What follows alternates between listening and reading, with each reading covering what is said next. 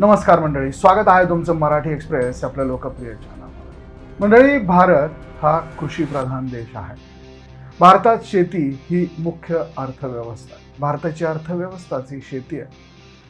शेतकरी हा कायम अडचणीत असल्याचं आपण पाहिलेलं आहे. शेतकऱ्याला बळीराजा म्हटलं जातं, पण हा बळीराजा कायम कर्जाच्या ओझ्यात आहे.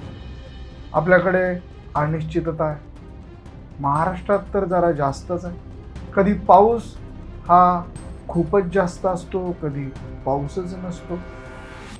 त्याचबरोबर कधी वीज मिळत नाही, तर कधी हातातोंडाशी आलेलं पीक हे नष्ट होऊन जातं. अशा वेगवेगळ्या संकटांना मात करत आजही इथला बळीराजा हा आपली उपजीविका भागवतो. पण केवळ उपजीविका भागवणं हेच एक प्रमुख काम या शेतकऱ्याचं आहे का, शेतकरी राजाचं आहे का? भारताच्या अर्थव्यवस्थेचा कणा असलेला शेतकरी आज मात्र हालाकीचं जीवन जगताना आपण असंख्य ठिकाणी पाहतो. काही उदाहरणं देखील आपल्या समोर येतात. त्या उदाहरणांमधनं आपल्याला जाणीव होते की शेतकरी हा कशा पद्धतीचं काम हे करू शकतो.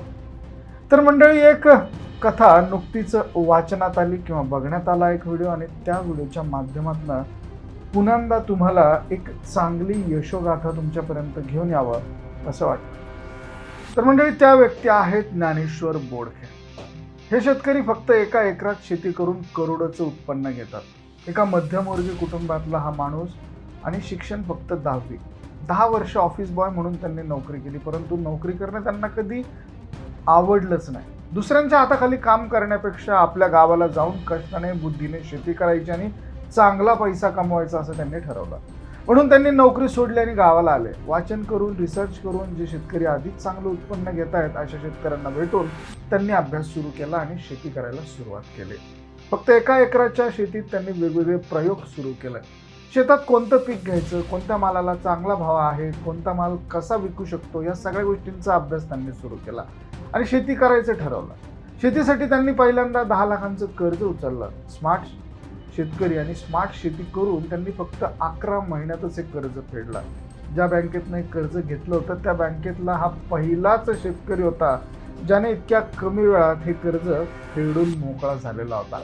आज वेगवेगळ्या भाज्या, फळं सेंद्रिय पद्धतीनं ते पिकवतात आणि ताज्या भाज्या डायरेक्ट ग्राहकांपर्यंत पोहोचवतात. त्यांच्या मार्गदर्शनाखाली कितीतरी इंजिनियर्स आज शेती करतात. अनेक शेतकऱ्यांना एकत्रित करून त्यांनी अभिनव फार्म्स क्लब या कंपनीची स्थापना केली आणि त्यामार्फत ते अत्यंत आधुनिक पद्धतीनं शेती करायला लागला. करोडांचा टर्नओव्हर सुद्धा त्यांनी बऱ्याचदा केला. आपल्याकडे हे पीक येऊ शकत नाही, ते पीक आपल्याकडे येतच नाही, पण ज्ञानेश्वर बोडके हे मानतात की तुम्ही कोणत्याही जमिनीत कुठलंही पीक घेऊ शकता जर व्यवस्थापन, नियोजन हे योग्य असेल तर. आणि याचं जिवंत उदाहरण त्यांनी इस्रायल पद्धतीचं दिलं. इस्रायल हा देश अर्ध्याहून जास्त भाग जो वाळवंटात आहे, म्हणजे अर्ध्यापेक्षा जास्त भागात फक्त वाळूच आहे. पावसाचं प्रमाण अतिशय कमी आहे, तरी सुद्धा इस्रायलने समुद्राचं खारट पाणी फिल्टर करून शेतीसाठी वापरलं. आज इस्रायल स्वतःच्या गरजेपुरतं अन्न तर पिकवतोच, पण युरोपातल्या देशांना मोठ्या प्रमाणात भाजीपाला, फळं निर्यात देखील करतो. ज्या वाळवंटात गवत सुद्धा उगत नव्हतं तिथं आज संत्रे, टोमॅटो, फुलांच्या बागा फुललेल्या आहेत. आणि त्यामुळे इस्रायल सारख्या छोट्याशा देशाने जगाला हे सिद्ध करून दिलंय की तुमच्याकडे बुद्धी असेल तर तुम्ही निसर्गावर देखील मात करता आणि शेती सुद्धा करू शकता. आजही लोकांचा दृष्टिकोन असा आहे की शेती म्हणजे फक्त उन्हातानात काबाड कष्ट करणं, गरिबीत राहणं आणि दुसरं काही नाही मिळालं, काही नाही शिकलं तर शेती करणं. ज्यांनी शेती केली त्यांना पण आधुनिक शेती कशी करायची आणि शेतीतून प्रॉफिट कसं कमवायचं ह्या गोष्टी कदाचित लक्षात आलेल्या नसाव्यात, आणि त्यामुळेच पुढच्या पिढीला शेती करू नका असं सांगण्याकडे त्यांचा कल जास्त दिसतो. तर मंडळी, शेतकरी पोराला लवकर पोरगी मिळत नाही, मुलगी मिळत नाही म्हणून शहराकडे 10-15 हजारांचे किंवा कुठली तरी हॉटेलमध्ये कामं, नोकरी ही गावाकडची मंडळी करतात. तर मित्रांनो, ही एक खूप मोठी शोकांतिका आज आपल्या अवतीभोवती आहे. सध्या शिपायाला बायको मिळते, कदाचित तो व्यसनी असला तरी त्यांना चालतं, पण रात्रंदिवस शेतात राबणाऱ्या निर्वसनी शेतकऱ्याच्या मुलाला कुणी मुलगी देत नाही. लोक नाकं मुरडतात. ही आपल्या सिस्टीमची आणि समाजाची मानसिकता. आणि हीच खरी शोकांतिका देखील आहे. पूर्वी लोक म्हणायचे शिकला नाही तर शेती करशील, पण आता काळ असा आलाय की शिकला असशील तरच चांगली शेती करू शकशील आणि लाखोंचं उत्पन्न मिळवू शकशील. आज शेती हा मागासलेपणाचा नाही तर बुद्धीचा व्यवसाय ठरतोय. आणि या व्यवसायाचा अभ्यास जर चांगला केला तर जमिनीत 2 रुपये टाकले तर 10 रुपये नक्कीच मिळतील. आणि हाच हिशोब आता मांडता येण्याजोगा झाला. मंडळी, उद्योगात बदल हा खूप महत्त्वाचा आहे. जर तुम्ही जुन्याच पारंपरिक पद्धतीने अडकून राहिलात तर प्रगती थांबते. नोकिया कंपनीने बदल स्वीकारला नाही आणि ते मागे पडले, हे चांगलं उदाहरण आपण बघतो. सॅमसंगने बदल स्वीकारला आणि आज ते मार्केटमध्ये टॉपला आहे. तसंच शेतीमध्ये देखील तेच आहे. जुन्या पिकांच्या मागे न लागता आधुनिक आणि डिमांड असलेल्या पिकांकडे वळलं की शेती चांगल्या प्रकारे उत्पन्न देऊ लागते आणि हीच काळाची गरज आहे, ती आपण ओळखली पाहिजे. तर मंडळी, कृष्ण सुधा या जोडप्याने आयटी क्षेत्रातले लाखो रुपयांचं पॅकेज असताना, चांगलं पद असताना शेती करण्याचा निर्णय घेतला. ते आपल्या शेतात सेंद्रिय शेती करतात, त्याचबरोबर फळांची लागवड करतात, दुग्ध व्यवसाय करतात, पशुपालन करतात आणि आपल्या रोजच्या जीवनातलं ज्ञान सोशल मीडियाचा वापर करून त्यांनी स्वतःचा ब्रँड तयार केला. आपल्या कष्टाचं, उत्पन्नाचं आणि शेतीच्या प्रोसेसिंगचे व्हिडिओज काढून लोकांनी स्वतःच्या मालाची ब्रँडिंग देखील केल्याचे अनेक उदाहरणं आपण पाहिलेत आणि तो माल सोशल मीडियाच्या माध्यमातून ते विकतात सुद्धा. जेव्हा तुम्ही तुमचा माल हा दलालाशिवाय थेट विकता तेव्हा तुम्हाला नफा हा दुप्पट राहतो. सप्लाय चेन स्किप करून डायरेक्ट ग्राहकांपर्यंत पोहोचवणं, लाखो रुपये कमवण्याची गुरुकिल्ली या माध्यमातून आपल्याला सापडत आहे. फार्म टू होम ही संकल्पना राबवणं आणि या गोष्टी केल्या तर खरोखर मधले सगळे व्यापारी काढून टाकून शेतकरी स्वतःचा माल डायरेक्ट ग्राहकाला विकू शकतात. आणि हे सुद्धा तेवढंच खरं आहे की जेव्हा शेतकरी त्याच्या मालाची किंमत ठरवतो तेव्हाच तो नफा कमवू शकतो. तर मंडळी, शहरातले लोक आरोग्यासाठी महागड्या दराने केमिकल नसलेले अन्न विकत घ्यायला तयार आहेत. जर तुम्ही सेंद्रिय शेतीवर लक्ष केंद्रित केलं तर तुम्ही तुमची स्वतःची हक्काची बाजारपेठ तयार करू शकता. केमिकल नसलेला भाजीपाला, फळांना मिळणारा भाव हा सामान्य भावापेक्षा दुप्पट असतो.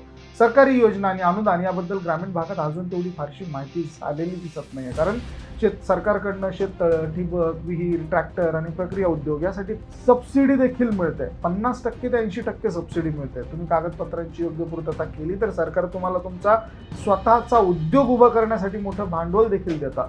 शहरात स्वतःचा बिझनेस करायला गेल्यावर कोणतीही मदत करत नाहीत, पण शेतीसाठी अनेक मार्ग सध्या मोकळे झाल्यात. फक्त आपल्याला ते शोधता आले पाहिजे. मित्रांनो, सीझन वाया जरी गेला तरी जोडधंदा म्हणून आपण त्यामध्ये काही ना काही केलं पाहिजे. मग त्यामध्ये दुग्ध व्यवसाय असेल, कुक्कुटपालन असेल, शेळीपालन असेल, शेतीला पूरक असणारे व्यवसाय आपण दररोज केले पाहिजे आणि दररोज रोख रक्कम मिळवून देणारे व्यवसाय केले पाहिजे. पगारासाठी 30 दिवस वाट बघावी लागते, पण शेतीपूरक व्यवसायामुळे तुमच्या खिशात रोज पैसा खेळता राहतो. जेव्हा शेती आणि जोडधंदा यांची सांगड घातली जाते तेव्हा वर्षाचा टर्नओव्हर 10 ते 15 लाखाच्या पुढे सहज जातो. तर डवरेताई यांचं एक चांगलं उदाहरण आहे. त्यांनी खजूर शेतीतून क्रांती केली आहे. एका हेक्टरवर त्यांनी 120 झाडं लावली आहेत आणि आज त्यातून वर्षाला लाखोंचं उत्पादन त्या घेतात. नफा हा त्यांचा 10 लाख रुपयांपर्यंत पोहोचला. शहरात 30-40 हजारात राहताना तुमची सामाजिक प्रतिष्ठा सुद्धा एका मर्यादेत राहते, पण गावात जेव्हा तुम्ही एका यशस्वी प्रगतीशील शेतकरी म्हणून ओळखले जाता तेव्हा तुम्हाला मिळणारा मान हा वेगळाच असतो. तुम्ही फक्त स्वतःसाठी नाही तर गावात इतर 4 काही मंडळींसाठी देखील काम करता, त्यांना रोजगार देता. दुसऱ्याची नोकरी करण्यापेक्षा 4 लोकांना काम देणारं मालक व्हा, जास्त समाधानी वाटेल. शेती हा एक असा व्यवसाय आहे जो तुम्हाला समाजाशी आणि मातीशी जोडून ठेवतो. जेव्हा तुमची शेती एका उद्योगासारखी दिसते तेव्हा तुमच्याकडे आर्थिक स्थिरता येते आणि समाज तुमच्याकडे आदराने बघायला लागतो. शहरात नोकरी करताना आपण आपल्या कुटुंबाला, आईवडिलांना वेळ देऊ शकत नाही. सण उत्सव साजरे करताना देखील आपल्याला खूप सुट्ट्या बिट्ट्या घ्याव्या लागतात, हातपाय पडावे लागतात आपल्या वरिष्ठ लोकांच्या.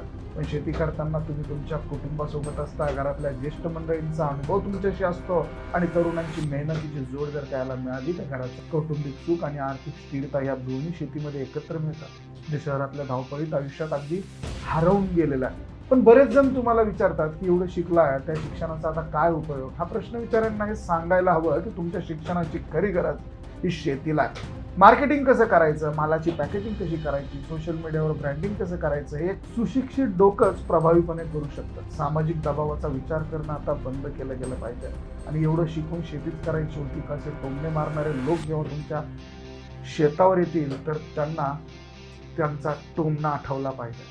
पहिली गाडी घेता किंवा नवीन घर बांधता तेव्हा तुमच्याकडे सल्ला मागायला असंख्य लोक येतात. 20-30 हजाराची नोकरी करून आयुष्यभर लोकांचे टोमणे ऐकण्यापेक्षा शेतीमध्ये यशस्वी होऊन सन्मानाने जगणं हे कधीही चांगलं असल्याचं आपले पूर्वज सांगतात. शेतीमध्ये खरंच स्वातंत्र्य आहे. तुम्हाला कोणाकडून रजा घ्यावी लागत नाही, कोणाच्या ऑर्डर्स पाळाव्या लागत नाही, तुम्हाला स्वतःचे निर्णय स्वतः घेऊ शकता, तुम्हाला हवं ते पीक तुम्ही शेतीतून घेऊ शकता आणि तुम्हाला वाटेल तेव्हा तुम्ही कुटुंबासोबत वेळ देखील घालवू शकता. मंडळी, हे मानसिक स्वातंत्र्य शहरातल्या कॉर्पोरेट लाईफमध्ये करोडो रुपये देऊन सुद्धा मिळणार नाही. स्वतःच्या जमिनीवर चालताना जो आत्मविश्वास आणि मालकीचा हक्क जाणवतो ना, त्यापेक्षा AC ऑफिसच्या खुर्चीत तो आनंद मिळत नाही. नोकरीच्या मागे धावण्याच्या ऐवजी आपल्याला शेतालाच जर का नंदनवन बनवण्यात आपण यशस्वी ठरलो तर निश्चितच आपली शेती ही आपल्याला एका मोठ्या कॉर्पोरेट ऑफिसपेक्षा जास्त उत्पन्न देते. आज शेतकरी वेगवेगळे प्रयोग शेतीमध्ये करतो आणि या प्रयोगाच्या जोरावर शेतकरी हा वेगवेगळ्या उंची देखील गाठतोय. असंख्य वेगवेगळ्या यशोगाथा आपल्या समोर येतात. तर अशाच पद्धतीच्या ह्या काही मुद्द्यांवरती आज आपण संभाषण केलं. म्हणजे हा व्हिडिओ तुम्हाला कसा वाटला कमेंट करून अवश्य कळवा. आवडला असेल तर शेअर जरूर करा. बघत राहा मराठी एक्सप्रेस.